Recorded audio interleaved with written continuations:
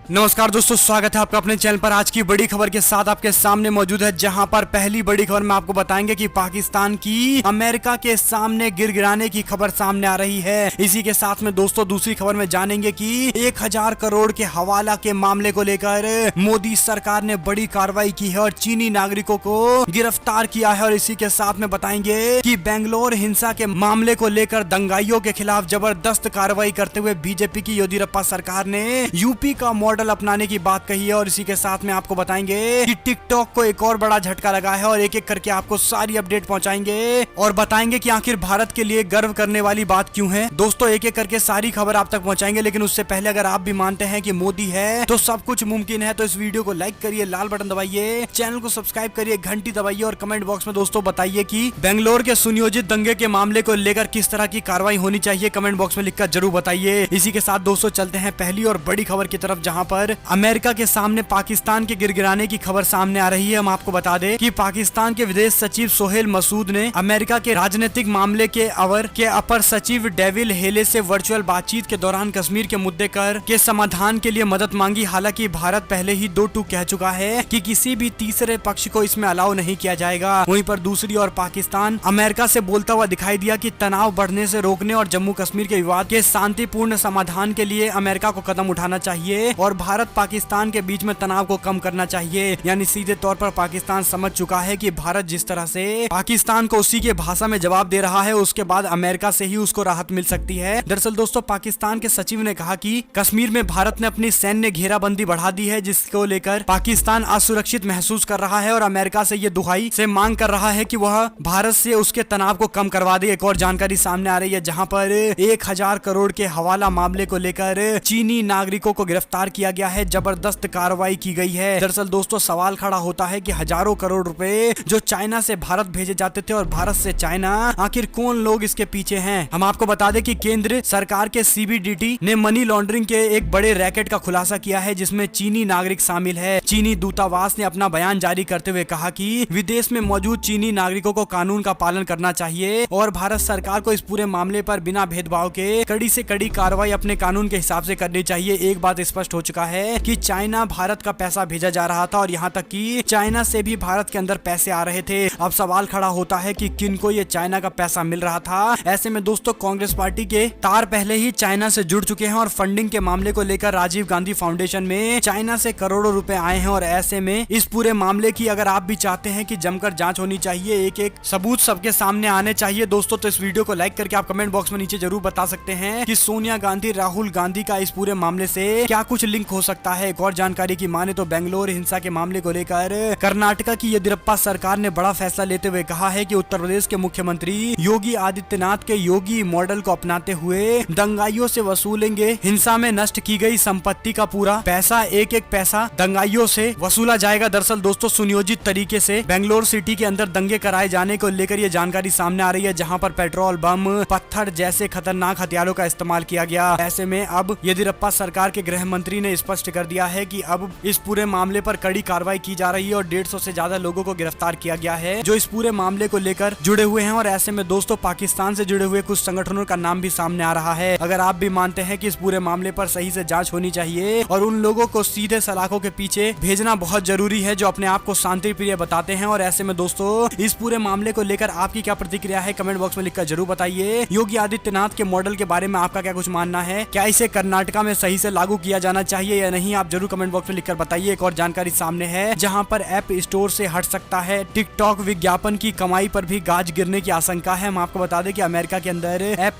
Store यानी US app store से जहां इसके बाहर होने के कयास लग रहे हैं, वहीं पर विज्ञापन और प्रचार और गैर कानूनी बताया जा रहा है। वहां की सरकार यानी व्हाइट हाउस की ओर से एडवाइजरी जारी करते हुए जानकारी दी गई है। अमेरिका के राष्ट्रपति डोनाल्ड ट्रंप ने ये कुछ बड़े कदम उठाए हैं। और ऐसे में दोस्तों आपके लिए एक और जानकारी है, जहां पर दर दर भटक रहे पाकिस्तान के लिए सऊदी अरब ने बंद किए दरवाजे, कहा ना तेल मिलेगा ना लोन देंगे। सऊदी अरब ने अब पाकिस्तान को ठेंगा दिखाना शुरू कर दिया है, जहां पर करोड़ों रुपए के लोन अब पाकिस्तान को देने सऊदी अरब ने बंद कर दिए हैं। और दूसरी तरफ जो लोन पहले पाकिस्तान को दिए गए थे, उनकी वसूली में और ज्यादा तेजी सऊदी अरब की ओर से लाई जा रही है। ऐसे में सऊदी अरब ने स्पष्ट कर दिया है कि तेल भी पाकिस्तान को नहीं दिया जाएगा। और एक और जानकारी है, जहां पर महामारी के बीच में पाकिस्तान जाएंगे चीन के राष्ट्रपति शी जिनपिंग। दरअसल दोस्तों चीन चीन कुछ दिनों में पाकिस्तान पर आधिकारिक रूप से कब्जा कर लेगा और इसी का नमूना देखने को मिलता है, जहां पर पाकिस्तान के अंदर चीनी कंपनियों को कोयला और आयरन के खनन को लेकर टेंडर मिला है और ऐसे में जल्द ही पूरे पाकिस्तान में चाइना का कब्जा होने वाला है। हम आपको बता दें कि चाइना के राष्ट्रपति शी जिनपिंग पाकिस्तान जा रहे हैं, लेकिन आप ऐसा कह सकते हैं कि वह अपने गुलाम देश की यात्रा कर रहे हैं और ऐसे में दोस्तों पाकिस्तान को अगर आप भी जल्द ही गुलाम बनते हुए चाइना का देखते हैं तो कमेंट बॉक्स में लिखकर जरूर बताइए और टाइमलाइन बताइए कि कितने दिनों के अंदर आधिकारिक तौर पर पाकिस्तान चाइना की गुलामी में आ जाएगा। एक और जानकारी की माने तो चीन ने कहा कि टिकटॉक पर अमेरिका को चेतावनी देते हुए गैंगस्टर तर्क और दिन दहाड़े लूट है, ये चाइना की ओर से कहा गया है। दरअसल टिकटॉक पर बड़ी कार्रवाई के बाद चाइना ने प्रतिक्रिया दी है। एक और जानकारी की माने तो वायुसेना के मिशन में सहयोग के लिए लेह में तैनात किए गए हल्के लड़ाकू विमान हिंदुस्तान एरोनॉटिक्स लिमिटेड ने बुधवार को कहा कि वायुसेना के मिशन में सहयोग के लिए कम समय में नोटिस पर उसके द्वारा निर्मित 2 हल्के लड़ाकू विमान लेह के ऊंचाई वाले इलाके पर तैनात कर दिए गए हैं। ऐसे में भारत सरकार ने कई सारे बड़े कदम उठाए हैं जिससे भारत के अंदर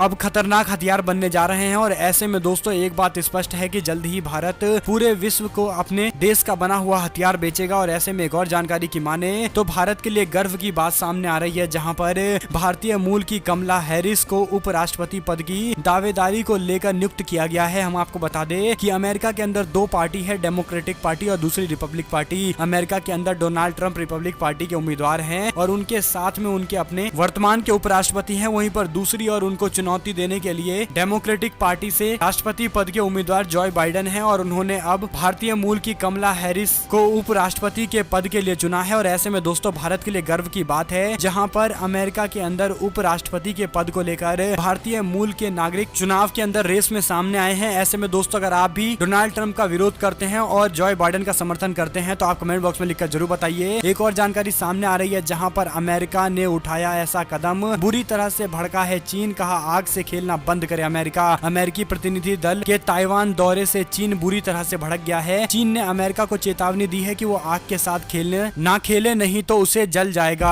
चीन ताइवान को वन चाइना पॉलिसी के तहत अपना हिस्सा बताता है। कोई भी देश अगर स्वशासित ताइवान के साथ स्वतंत्र रूप से द्विपक्षीय संबंध कायम करने की कोशिश करता है तो चीन उसका हमेशा से विरोध करता है। इसी पूरे मामले को लेकर अमेरिका ने कई बार टिप्पणी की है और ऐसे में चाइना एक बार फिर से अमेरिका के टिप्पणी को लेकर बौखलाता हुआ दिखाई दे रहा है, चेतावनी देते हुए कह रहा है कि आग से मत खेलिए। एक और जानकारी की माने तो कोरोना से जंग में भारत को मिला इजराइल का साथ, एम्स को मिले हैं नए उपकरण। दरअसल दोस्तों महामारी से जंग के लिए इजराइल ने भारत को आर्टिफिशियल इंटेलिजेंस पर आधारित स्टेट ऑफ आर्ट टेक्नोलॉजी और उपकरण दिए हैं। मंगलवार को इन उपकरण को अखिल भारतीय आयुर्विज्ञान संस्थान को सौंपा गया है और ऐसे में इजराइल भारत की मदद के लिए हमेशा से एक बार फिर सामने आया है। और ऐसे में एक और जानकारी की माने तो गलवान वैली झड़प से पहले ही चीन ने तिब्बत में तैनात किए थे T-15 टैंक, ये जानकारी सामने है। दरअसल दोस्तों जून के अंदर भारत और चीन के सैनिकों के बीच में पूर्वी लद्दाख की गलवान वैली में हुए हिंसक भिड़ंत के मामले को लेकर ये जानकारी सामने आ रही है। चीन ने इसकी योजना काफी पहले बनाई थी। अमेरिका और भारत के इंटेलिजेंस एजेंसी की अलग अलग खुफिया रिपोर्ट ने ये जानकारी दी है। और एक और जानकारी की माने तो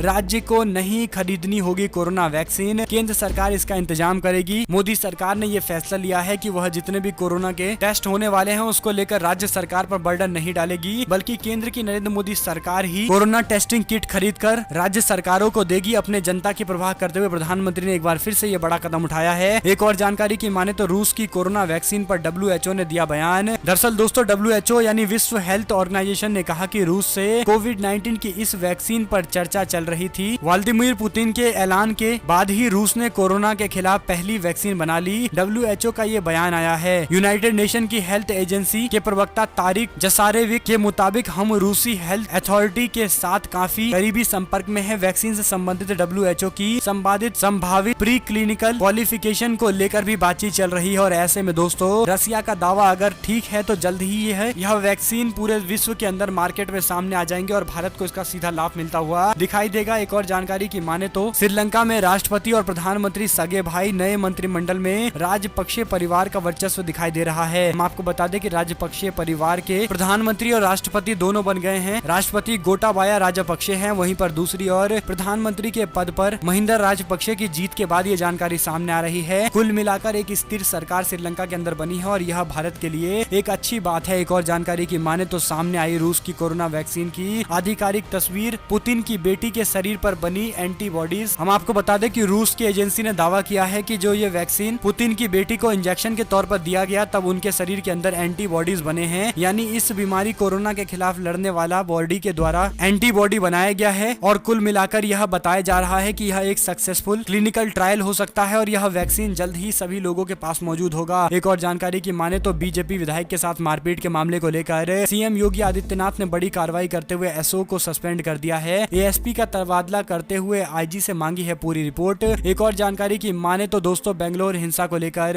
भाजपा का आरोप, कांग्रेस दंगाइयों के खिलाफ मुखर नहीं है। बेंगलोर हिंसा शहर में धारा 144 लागू करते हुए 110 लोगों को गिरफ्तार किया गया है। सीएम येदियुरप्पा ने शांति की अपील की है। और एक और जानकारी की माने तो सितंबर से खुल सकते हैं देश भर के स्कूल, इन छात्रों की पहले शुरू होगी क्लासें। अखबार में छपी खबर के अनुसार स्कूल खोलने को लेकर प्रस्ताव पर चर्चाएं चल रही है। दरअसल दोस्तों ऐसा माना जा रहा है कि बच्चों की पढ़ाई को ऑनलाइन पूरी तरह से नहीं कराने के बाद सरकार ने ये फैसला लिया है कि एक बार फिर से स्कूलों को खोला जाएगा और इसमें सेफ्टी के नियम के तहत स्कूलों में सबसे पहले बड़ी क्लास के बच्चों को स्कूल अटेंड करने के लिए इजाजत दी जाएगी और धीरे धीरे छोटे बच्चों को भी इजाजत दी जाएगी अगर कोरोना कंट्रोल में रहेगा तो। ऐसे में एक और जानकारी की माने तो पहली तिमाही में जितनी आय हुई उससे ज्यादा राशि रेलवे ने लौटाई है। यह एक बड़ा खुलासा हुआ है। कांग्रेस पार्टी ने दावा किया था कि रेलवे को श्रमिक एक्सप्रेस चलाने में काफी फायदा पहुंच रहा है, लेकिन अब ये जानकारी सामने आ रही है जहां पर रेलवे को काफी नुकसान हुआ है। और ऐसे में दोस्तों कांग्रेस पार्टी के लोग बिना पढ़े बिना जानकारी के इस तरह के विवादित बयान देते रहते हैं और ऐसे में प्रधानमंत्री नरेंद्र मोदी और उनकी सरकार को नीचा दिखाने के लिए दिन रात काम करते रहते हैं। लेकिन एक बात तय है कि सच को कोई भी दबा नहीं सकता। एक और जानकारी की माने तो प्रधानमंत्री मोदी ने करदाताओं को लेकर पुरस्कृत करने की बात कही है। पारदर्शी कराधान मंच की ओर से ये शुरुआत की गई है जिसमें जो लोग देश के विकास के लिए ईमानदारी से कर्ज दे रहे हैं उनके लिए प्रधानमंत्री नई स्कीम लेकर आए हैं, जहां पर प्रधानमंत्री 13 तारीख यानी आज 11 बजे पारदर्शी कराधान ईमानदारी का सम्मान मंच की शुरुआत करेंगे। हालांकि बयान में सुधारों के बारे में कुछ भी नहीं कहा गया है, लेकिन इस मंच से प्रधानमंत्री उन सभी लोगों को संबोधित करेंगे जो ईमानदारी से अपना कर्ज देते हैं, अपना टैक्स भारत सरकार को देश के विकास के लिए देते हैं। ऐसे में दोस्तों अगर आप भी भारत सरकार को टैक्स देते हैं और ईमानदारी से टैक्स दे रहे हैं तो कमेंट बॉक्स में लिखकर जरूर बताइए और अपने आप के बारे में जरूर बताइए। एक और जानकारी सामने आ रही है जहां पर कांग्रेस पार्टी के नेता